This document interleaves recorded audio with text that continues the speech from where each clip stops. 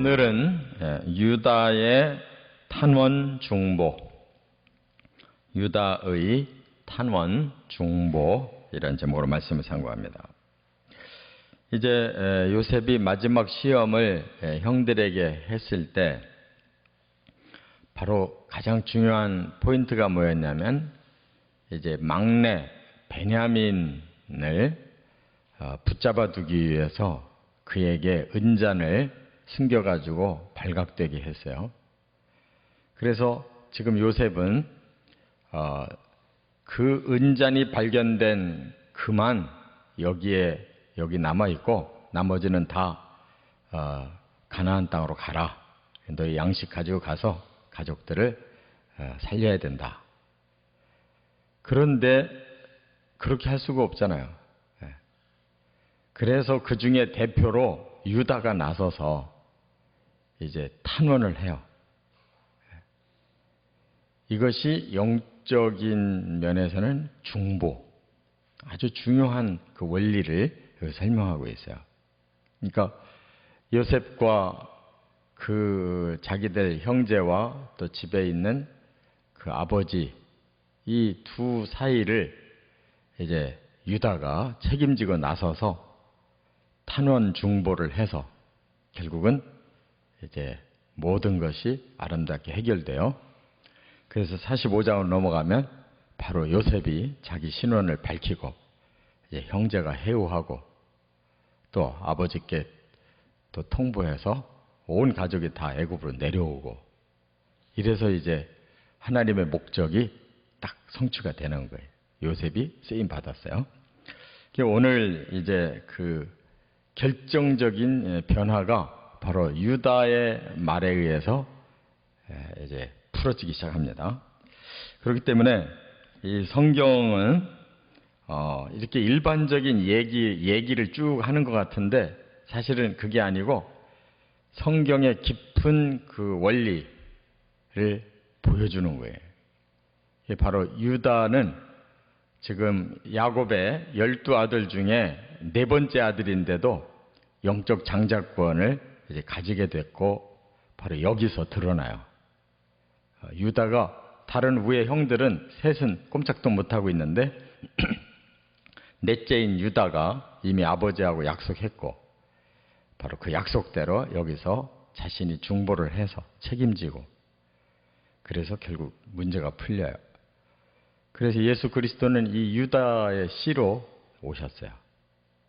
그리고 예수님도 그대로 중보자로 책임을 지셔서 하나님과 인류 사이를 화해시키고 구원시켜요.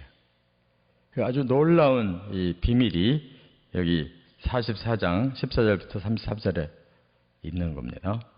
세 가지로 우리가 살펴볼게요. 첫째는 14절부터 16절에 보면 유다가 보여준 형제를 볼 수가 있어요. 요셉은 뭐라고 요구해요? 은잔이 발견된 베냐민만 이제 머무르면 된다는 거예요. 형제들은 다 돌아가도 좋다는 거예요.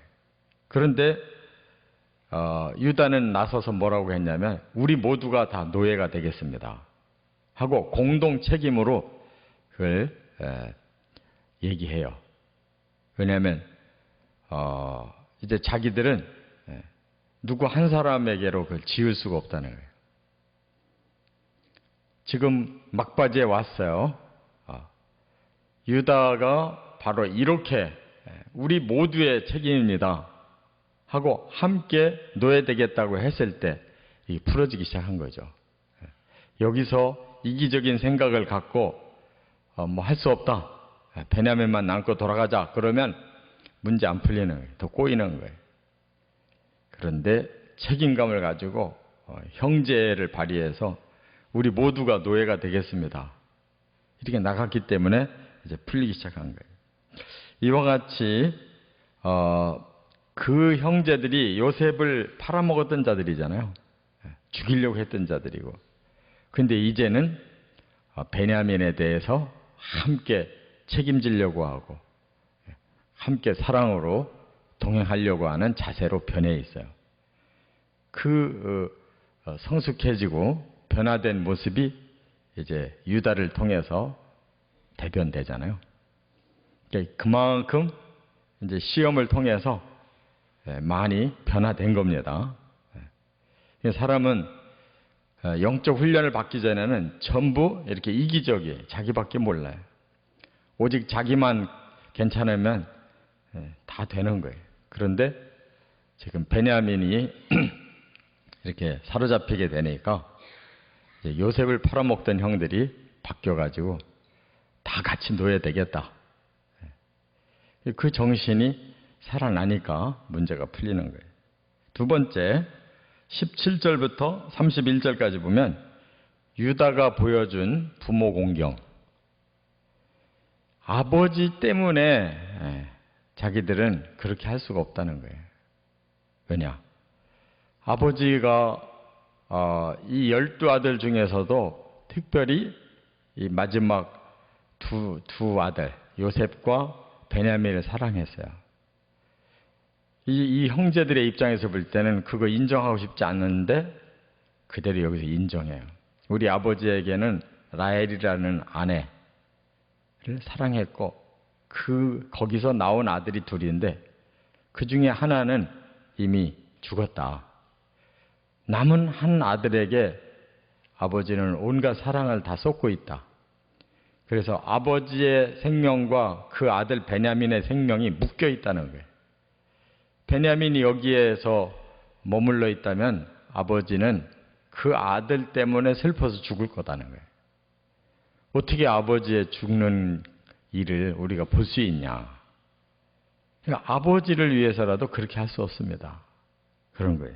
그러니까 그 아버지의 마음을 이제 10분 이해하고 아버지를 위해서라도 우리가 함께 공동 책임지겠다는 거예요.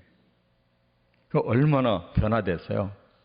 전에는 자기들이 동생을 미워해가지고 아버지가 편애한다고 동생 미워해서 이렇게 죽이려다가 팔아먹고 가서 찢겨진 옷, 피 묻은 옷을 보여주면서 우리 동생이 혹시 어떻게 된지 모르겠습니다 하고 아버지에게 거짓 보고해가지고 평생 멍해를 줬잖아요. 요셉을 잃어버리는, 더구나 짐승에게 찢겨 죽였다고 야곱이 받아들이게 해서 평생 멍해를 안았는데 이제는 그 아버지를 위해서 자기들이 이렇게 최선을 다해 공경하고자 하는 방향으로 나가고 있어요. 변화됐죠? 아주 불효자식들이었는데 이제는 아버지를 생각하고 있어요. 세 번째, 32절부터 34절에 보면 유다가 보여준 희생정신을 볼 수가 있어요. 유다가 앞에서 아버지에게 약속했어요. 내 목숨을 담보로 이제 베냐민 반드시 데리고 올 테니까 보내달라고. 그래서 야곱이 보내줬어요. 그런데 지금 우려하던 문제가 발생했잖아요. 베냐민을 못 가게 한다는 거예요. 그렇다면 자기가 대신하겠다는 거예요. 자기를 담보로 베냐민을 돌려 보내주고 자기가 대신 여기 남겠대요. 이게 이제 희생정신이고 자기가 한 말에 대한 약속 이행이죠. 이것이 바로 예수 그리스도의 구원 원리예요. 예수님이 대신 하나님의 언약을 이행하고 자기가 희생하겠다고. 그래서 십자가 지심으로 구원이 이루어진 거예요. 바로 유다에게서 그걸 볼 수가 있어요. 약속을 이행하고 자기가 희생하겠다. 그래서 요셉이 감동을 받고 45장에서 자기를 울면서 신원을 밝히고 문제가 싹 풀어진 거예요. 희생정신에서 문제가 해결됐어요.